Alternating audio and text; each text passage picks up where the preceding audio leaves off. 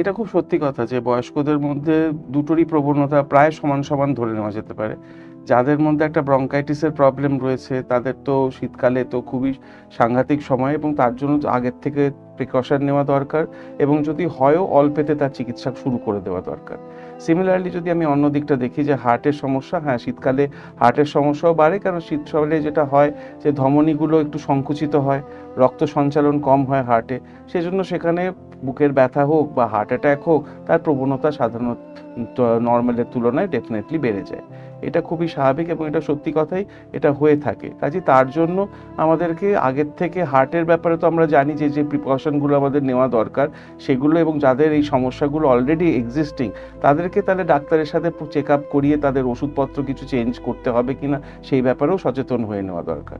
ফুসফুসের ক্ষেত্রেও যেরকম আমাদের যারা অসুস্থ অলরেডি, রোগগ্রস্ত এবং তারা ওষুধের মধ্যে রয়েছে, ডাক্তারের সাথে পরামর্শ করে তারপরে যদি ওষুধের কোনো কিছু পরিবর্তন করা দরকার হয় সেটাও যেরকম করে নেওয়া দরকার, এবং রেগুলার একটা ফলো আপ এবং চেক আপে থাকা দরকার, বিশেষ করে শীতকালে একটু বেশি অন্য কালের তুলনায়।